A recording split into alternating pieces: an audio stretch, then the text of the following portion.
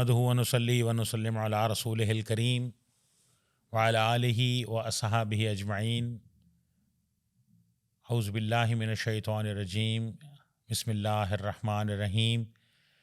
शहरु रमज़ान अल्लज़ी उन्ज़िल फ़ीहिल क़ुरआन हुदल लिन्नास। सदक़ल्लाहु मौलानल अज़ीम। नाज़रीन कराम, अस्सलामु अलैकुम वरहमतुल्लाहि ताला व बरकातुहू। शोबा Uloom Islamia institute of southern Punjab Multan के प्रोग्राम इदराकियात के साथ मैं हूं आपका मेज़बान सैयद इफ्तिखार अली गिलानी। नाज़रीन, आप रमज़ानुल मुबारक की स्पेशल ट्रांसमिशन मुलाहिज़ा फरमा रहे हैं। नबी करीम सल्लल्लाहु अलैहि वआलिहि वसल्लम के फरमान का मफ़हूम है कि रमज़ानुल मुबारक को 3 अशरों में तकसीम किया गया। पहला अशरा रहमत, दूसरा मग़फ़रत और तीसरा जहन्नम से आज़ादी। इन दिनों रमज़ानुल मुबारक का दूसरा अशरा जारी है और ये मग़फ़रत का अशरा है। आज के हमारे प्रोग्राम का मौजू रमज़ानुल मुबारक का दूसरा अशरा यानी मग़फ़रत है। इस अहम मौजू पर गुफ्तगू करने के लिए हमारे स्टूडियोज़ में जो मेहमान स्कॉलर मौजूद हैं, मेरे उस्ताज़ मोहतरम सदर शोबा Uloom Islamia institute of southern Punjab Multan मोहतरम जनाब प्रोफेसर डॉक्टर मुफ्ती सईदुर रहमान आवान साहब। अस्सलाम वालेकुम डॉक्टर साहब। वालेकुम अस्सलाम। डॉक्टर साहब, सबसे पहले तो बेहद ममनून कि आप स्टूडियोज़ तशरीफ़ लाए। डॉक्टर साहब, ये रमज़ानुल मुबारक का दूसरा अशरा है और इसे अशरा मग़फ़रत भी कहते हैं। तो इस अशरा में हम ज़्यादा से ज़्यादा कैसे अल्लाह से मग़फ़रत मांगें और ये अशरा मग़फ़रत किस तरह से है, इस हवाले से हमें आगाह कीजिएगा। बिस्मिल्लाहिर्रहमानिर्रहीम। दूसरा हिस्सा रमज़ान का या दूसरा अशरा मग़फ़िरत के हवाले से उसकी पहचान है। इसको अगर हम थोड़ा सा इसको जोड़ें, इसको लिंक करें पहले अशरे के साथ कि हमने पहले अशरे में अल्लाह की रहमत से जी, उसकी तौफ़ीक़ से जो नेक आमाल किए, रोज़े रखे, रात का क़याम किया, सदक़ात किए, नवाफिल अदा किए, तिलावत की वग़ैरह वग़ैरह, जिसको अल्लाह ने जो तौफ़ीक़ दी। बेशक। अब गोया इस रहमत से फ़ायदा उठाने के नतीजे में अब उसका रिज़ल्ट वो मग़फ़िरत की सूरत में हमारे सामने अल्लाह की तरफ से हमें दिया जा रहा है। बेशक। तो मग़फ़िरत अल्लाह की तरफ से जब किसी को हासिल हो जाती है तो उसके पिछले सारे गुनाह माफ़ हो जाते हैं। मग़फ़िरत का मतलब ही यही है क्योंकि वो ढांपने वाली अल्लाह की रहमत ने गोया कि तमाम चीज़ों को ढांप लिया है। सुभान अल्लाह। अब ये जो मग़फ़िरत है या जिसके लिए हम जो अमल करेंगे वो इस्तिग़फ़ार होगा। बिल्कुल। यानी हम इस्तिग़फ़ार करेंगे तो अल्लाह ताला हमें मग़फ़िरत अता करेगा। तो रसूलुल्लाह सल्लल्लाहु अलैहि वसल्लम ने मजमूई तौर पर इस पूरे महीने के हवाले से 4 चीज़ों की हमें तलक़ीन की जी, कि 4 चीज़ों की कसरत करो। एक आपने कहा कि कलमे तौहीद, ला इलाहा इल्लल्लाह, इसको बार बार पढ़ो, दोहराओ, इसका वजीफ़ा करो। मकसद क्या है कि ताकि तुम्हारे दिलों के अंदर अल्लाह की तौहीद रासिख़ हो जाए, उस पर यकीन बढ़ जाए, बिल्कुल, उस पर तुम्हारा ईमान जो है वो बढ़ जाए, क्योंकि वो ईमान के ही नताइज आमाल होते हैं। जितना ईमान मजबूत होगा बिल्कुल, तो आमाल भी इतनी ही समराबर होंगे, बिल्कुल। इतनी उन पर फल लगेगा।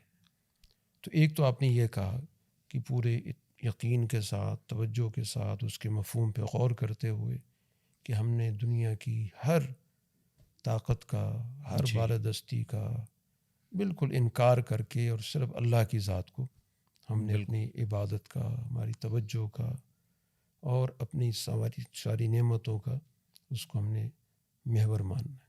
बिल्कुल। दूसरी चीज़ जो आपने इरशाद फरमाई कि इसमें कसरत से इस्तिग़फ़ार करो। बिल्कुल।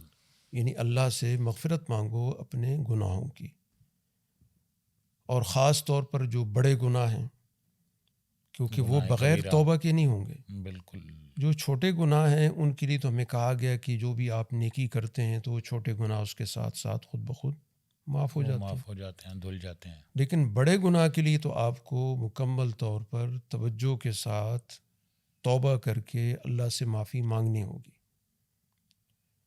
اسی وجہ سے استغفار جب ہم کرتے ہیں، اللہ سے مغفرت مانگتے ہیں، تو اس کی کچھ بنیادی تقاضے کہہ لیں یا بنیادی شرائط ہیں. جی سب سے پہلی چیز تو یہ ہے کہ ہم اگر خدا نخواستہ کسی گناہ میں مبتلا ہیں تو سب سے پہلے تو وہ تمام ترک کرنے ہوں گے. یہ نہیں ہو سکتا کہ وہ کام بھی جاری ہوں اور استغفار توبہ بھی ہو. کر رہے ہیں اور پھر آج توبہ کریں کل پھر اسی ہاں، کام تو پہ یہ لگ جائیں. نہیں، ایسا اس نہیں. کو ترک کرنا ہے، توبۃ بالکل النصوح. ہاں جی، اس سے بالکل نکل آنا ہے. اور پھر آئندہ کے لیے ایک پختہ عزم کرنا ہے کہ اب میں نے یہ کام نہیں کرنے. اگر ڈاماڈول ہے کہ پچھلا کھاتا معاف کراتے ہیں پھر کریں گے تو یہ کچھ بھی نہیں ہے. کھاتا معاف نہیں نیت ہوگا. صاف کر کے بالکل کہ عزم کریں، پکا ارادہ کریں بالکل کہ اب یہ کام نہیں کرنا. اور اسی طرح اگر وہ بندے کا حق ہے تو پھر بندے کا حق بھی ادا کرنا ہے. وہ محض استغفار سے معاف نہیں ہوگا. اللہ اپنا حق تو معاف کر دے گا، بالکل لیکن بندے کے حق کے لیے تو ادائیگی ضروری ہے یا اس سے معافی معافی ضروری ہے. مانگنی ہے. بالکل تو یہ پورا کا پورا استغفار کا عمل ہے. اس صورت میں اللہ کی مغفرت اسے حاصل ہوگی. اب استغفار کی اہمیت اس قدر زیادہ ہے کہ آپ اندازہ کریں کہ رسول اللہ صلی اللہ علیہ وسلم جیسی وسلم شخصیت جو معصوم ہے، جن سے کوئی گناہ سرزد نہیں بے ہوتا، شک بے ہمارے شک ایمان کا یہ بنیادی حصہ ہے. بالکل. آپ فرماتے ہیں کہ میں ہر روز 100 مرتبہ استغفار کرتا ہوں. اللہ اکبر. تو امت کو کتنی اللہ ضرورت ہے. اکبر. دیکھیں یہ سوچنے کی چیز ہے نا کہ آپ کا تو کوئی گناہ نہیں ہے، لیکن اس کی اہمیت اتنی ہے کہ اس سے گویا کہ درجات بھی بلند ہوتے اپنی امت کو کیسے ہیں. سمجھا کے سمجھایا کہ آپ تو استغفار کرتے ہیں، آپ کے تو درجے بلند ہو جاتے ہیں. تو امت کو سمجھایا کہ اللہ کا وہ رسول جس سے بڑھ کے کوئی دنیا میں نہ آیا ہے نہ آئے گا، اللہ کا سب سے مقرب ترین سبحان اللہ بندہ، وہ 100 مرتبہ ہر روز.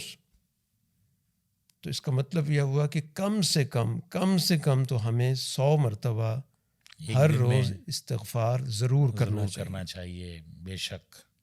اور رمضان تو ہے ہی اس مقصد کے لیے. تو اب اس عشرے کے اندر ہم زیادہ سے زیادہ اللہ کے سامنے استغفر اللہ ربی من کل ذنب واتوب الیہ، پورے یقین کے ساتھ کہ میں اپنے رب سے معافی مانگتا ہوں ہر گناہ سے جو بھی میں نے کیا، جی چاہے وہ میرے علم میں ہے، میرے علم میں نہیں ہے، میں نے جان بوجھ کے کیا، غلطی سے کیا، بھول کے کیا، تمام چیزوں کو ذہن میں لا کر کہ میں ان تمام گناہوں سے اللہ سے مغفرت مانگتا ہوں. اور آئندہ کے لیے میرا عزم ہے کہ میں نے یہ کام یا یہ گناہ میں نے نہیں کرنا. یہ عزم ضروری ہے. باقی انسان ہے، غلطی ہو جاتی ہے، لیکن اس کے لیے پہلے سے ذہن بنا کے نہ بیٹھے. جی عزم یہ کرے کہ یہ نہیں ہونا. ہاں جب خدا نخواستہ کوئی ہو جائے دوبارہ استغفار، وہ تو حدیث میں آتا ہے کہ تم اللہ سے جتنی مرتبہ بھی استغفار کرو گے، اللہ کبھی یہ نہیں کہے گا کہ پہلے معاف کیا اب دوبارہ آ گئے ہو. اللہ اکبر. دیکھیں اللہ کتنا مہربان. اللہ تعالیٰ کی یہ مہربانی ہے کہ اس کی طرف سے کبھی یہ نہیں کہا جائے گا کہ پہلے بھی 100 دفعہ معاف کیے اب دوبارہ میں کیوں معاف کروں. اگر ایک انسان کا معاملہ ہوتا تو ہم تو 2 کے بعد چڑھ جاتے ہیں کہ 2 دفعہ تو تمہیں. تو الرحمن الرحیم ہے. تو یہ مغفرت کا یہ گویا کہ پورا عشرہ ہے جو اللہ کی طرف سے خاص طور پر ہمارے لیے متوجہ ہے. اور ان ایام میں خاص طور پر رات کے آخری حصے میں اللہ کی طرف سے اعلان ہو رہا ہے کہ ہے کوئی مانگنے والا دوں، کوئی بخشش مانگنے والا ہے اس کی میں بخشش کروں، کوئی اپنی حاجات تقاضے پیش کر رہا ہے میں پورے کروں. تو اب اس آواز پہ ہمیں اللہ کی طرف متوجہ ہونا ہے اور صدق کے دل کے ساتھ، سچے دل کے ساتھ ہم اپنے گناہوں کا اللہ سے کفارہ کروانے کے لیے اس سے مغفرت مانگیں، درخواست کریں کہ ہم نے زندگی بہت ہی کوتاہیوں میں، بڑی نافرمانیوں میں گزاری اور انہی کی وجہ سے ہم عذاب میں مبتلا ہوتے ہیں. آج جو ہمارے حالات ہیں جی یہ شامت اعمال ہے کہ مجموعی طور پر ہم سوسائٹی کے اندر جو کچھ ہم کر رہے ہیں تو نتائج تو پھر ظاہر ہے کہ بے برکتی کے نکلیں گے، بالکل عذاب کی صورت میں نکلیں گے۔ بالکل اس وقت ہم ایک عذاب کی کیفیت میں ہیں، گرانی کا عذاب، مہنگائی کا عذاب، بد امنی کا عذاب، جھگڑے، عدم استحکام کا سب سے بڑا عذاب۔ تو اس لیے ہمیں اجتماعی طور پر بھی جو بھی ہمارے گناہ ہیں، جن کے جتنے بڑے گناہ ہیں ان پہ اتنی بڑی توبہ واجب ہے۔ بالکل عام آدمی ہے وہ اپنے حساب سے توبہ کرے انفرادی سطح پہ، بالکل جو صاحب اختیار ہیں تو ان کی توبہ تو اس سے بڑی ہوگی، اور وہ کیا ہوگی کہ وہ سوسائٹی کے جو انہوں نے حقوق دبا رکھے ہیں وہ دیں، بالکل لوگوں کی محرومیاں دور کریں، تو پھر ہی جا کر ان کی بھی عبادت قبول ہوگی۔ جن کے پاس اختیارات ہیں وہ اختیارات کو درست استعمال کریں، اور اپنے اختیارات کو جہاں جہاں غلط استعمال کیا تو اس کی تلافی کی صورت نکالیں، تو پھر ہی جا کے استغفار ہوگا۔ اب یہ مسئلے کا حل نہیں ہے کہ ہمارے صاحبان اختیار اس مہینے کے اندر عمرہ کرنے چلے جائیں اور کہیں کہ ہمارا سارا کھاتا صاف ہو گیا، تو ایسا نہیں ہوتا۔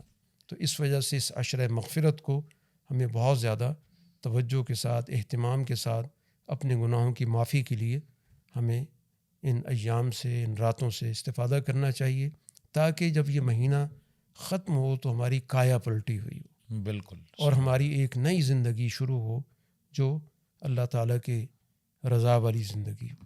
جیسے کہ یہ رمضان المبارک کا مہینہ ماہ تربیت ہے، تو اس میں اگر ہم ابھی ہماری اگر یہ عادت بن جاتی ہے کہ ہم زیادہ سے زیادہ اللہ سے مغفرت مانگ رہے ہیں، تو پھر ہم نارمل جب بالکل غیر رمضان میں بھی مقصود ہے نا، یہی چیزیں ہیں کہ تاکہ آپ کی ایک مستقل روٹین بن جائے، پھر آپ اس کے مطابق اللہ سے اپنا ایک تعلق نئے سرے سے بحال کر کے اور اس کے سامنے ہمیشہ اپنے ہاتھ دراز کریں اور اپنی مغفرت مانگیں، اپنے لیے، اپنی امت کے لیے، باقی انسانوں کے لیے۔ جی بہت بہت شکریہ محترم جناب پروفیسر ڈاکٹر سعید الرحمان عوان صاحب، آپ صدر شعبہ علوم اسلامیہ institute of southern Punjab Multan, آپ ہمارے پروگرام میں تشریف لائے اور آج کے موضوع پر مدلل اور بڑی جامع گفتگو آپ نے فرمائی۔ آپ کی تشریف آوری کا بہت بہت شکریہ۔ ناظرین کرام، رمضان المبارک کا دوسرا عشرہ مغفرت، استغفر اللہ ربی من کل ذنب و اتوب الیہ، زیادہ سے زیادہ ہم اس کا ورد کریں اور اللہ تبارک و تعالیٰ سے ہم مغفرت مانگیں۔ اللہ تبارک و تعالیٰ سے دعا ہے کہ اللہ تبارک و تعالیٰ اس رمضان المبارک میں ہماری مغفرت فرمائیں اور ہماری دعاؤں کو قبول و منظور فرمائیں۔ انشاءاللہ ایک نئے موضوع کے ساتھ پھر دوبارہ آپ کی خدمت میں حاضر ہوں گے۔ اس وقت تک کے لیے اپنے میزبان سید افتخار علی گیلانی کو اجازت دیجیے۔ اللہ حافظ۔